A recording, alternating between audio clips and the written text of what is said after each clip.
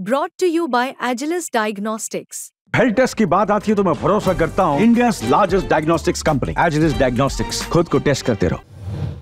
जसजसं महाराष्ट्रामध्ये विधानसभा निवडणुकीचा जो हंगाम आहे तो जवळ येऊ लागला आहे, तसं तसं वेगवेगळे विषय जे आहेत ते चर्चेला येऊ लागले आहेत। यावरून मोठं राजकारण होताना सुद्धा दिसून येते। आता काही दिवसांपूर्वी मुख्यमंत्री एकनाथ शिंदे यांचा दाऊदचा जो दौरा आहे तो खूप मोठ्या चर्चेचा विषय ठरला होता। मुख्यमंत्र्यांसोबत दौऱ्यावरती गेलेल्या लोकांच्या खर्चावरून आदित्य ठाकरेंनी त्यांना चांगलंच घेरलं होतं। आता पुन्हा याच दाऊद दौऱ्याच्या खर्चाबाबतचं एक खळबळजनक वास्तव जे आहे ते समोर आलेलं आहे। ऐन निवडणुकीच्या तोंडावरती शिंदे सरकारला अडचणीत आणणारी एक नोटीस जी आहे ती थेट स्वित्झर्लंडवरून येऊन महाराष्ट्रात धडकली आहे।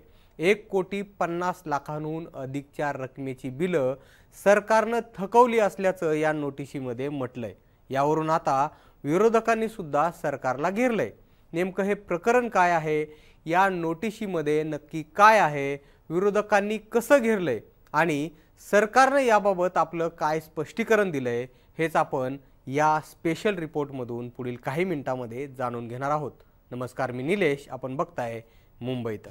स्वित्झर्लंडच्या दावोस शहरामध्ये जानेवारीत एक जागतिक आर्थिक परिषद पार पडली। या परिषदेसाठी मुख्यमंत्री एकनाथ शिंदे यांच्यासोबत जवळपास 70 लोकांची टीम गेली होती। ज्यांचा या दौऱ्याशी काडी मात्र संबंध नाही असे लोकही दावोसला गेलेत असा आरोप आदित्य ठाकरेंनी केला होता।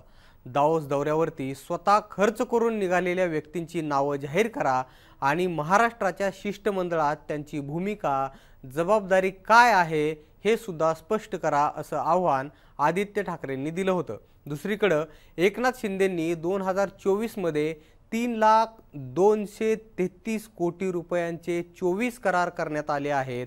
विदेशी थेट गुंतवणुकीत देशातील 30% गुंतवणुकीसह महाराष्ट्र हा देशामध्ये पहिल्या स्थानावर आहे अशी माहिती त्यावेळेस दिली होती।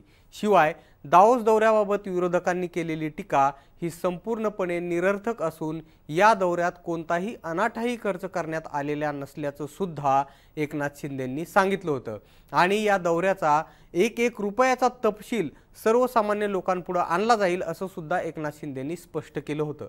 आता हे राजकारण सुरू असतानाच स्वित्झर्लंडमधील एका कंपनीनं महाराष्ट्र सरकारला एक नोटीस पाठवली आहे। जागतिक आर्थिक परिषदेमध्ये प्रदान केलेल्या सेवांच्या संदर्भामध्ये 1.58 कोटी रुपयांच्या थकबाकीसाठी महाराष्ट्र सरकारला कायदेशीर नोटीस बजावली आहे। SKAAH GmbH या स्विस संस्थेच्या वतीनं ज्युरिस विज या कायदेशीर फर्मनं सीएम एकनाथ शिंदे, महाराष्ट्र औद्योगिक विकास महामंडळ आणि अन्य अधिकाऱ्यांना ही नोटीस पाठवली आहे। शिवाय केंद्राच्या परराष्ट्र मंत्रालयाला सुद्धा याबाबत कळवण्यात आले। 1,50,64,625 रुपयांच्या थकबाकीबाबतची ही नोटीस आहे आणि ही नोटीस 28 ऑगस्ट रोजी पाठवण्यात आली आहे।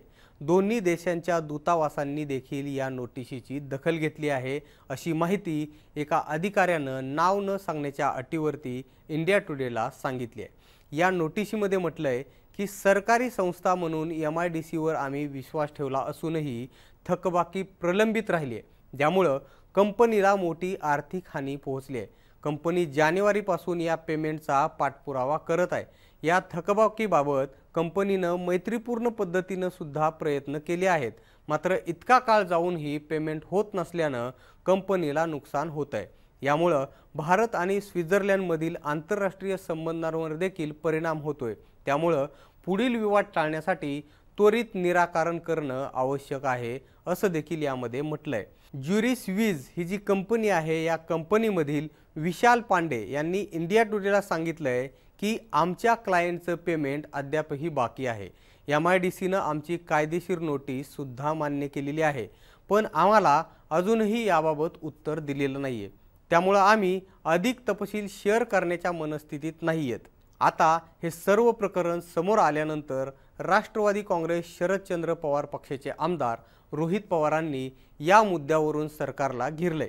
दावोसमध्ये जाऊन महाराष्ट्र सरकार खाऊन पिऊन आलं, पण बिलं उधारी ठेवून आलेत। आता उधारी दिली नाहीत म्हणून तिथल्या कंपनीनं राज्य सरकारला नोटीस पाठवली आहे। महाराष्ट्र सरकारच्या अशा दळभद्रीपणामुळे आंतरराष्ट्रीय गुंतवणुकीच्या दृष्टीनं महत्त्वपूर्ण असलेल्या दावोस समिट सारख्या मंचावरती महाराष्ट्राची बदनामी होऊ शकते।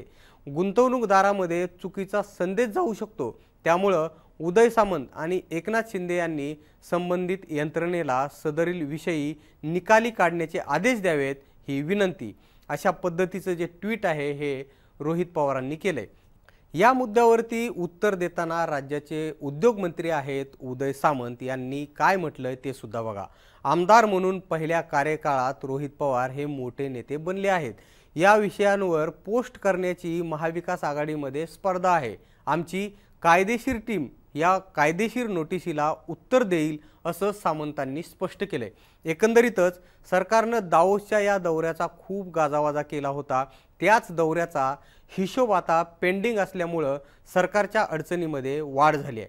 आता यावर शिंदे काय भूमिका घेत आहेत हे पाहणं सुद्धा महत्त्वाचं असणार आहे। याबाबत आपल्याला काय वाटतं हे आम्हाला तुम्ही कमेंट बॉक्समध्ये नक्की सांगा आणि मुंबई तकला जर तुम्ही सबस्क्राइब केलं नसेल तर लगेच सबस्क्राइब करून घ्या। हा व्हिडिओ पाहिल्याबद्दल धन्यवाद।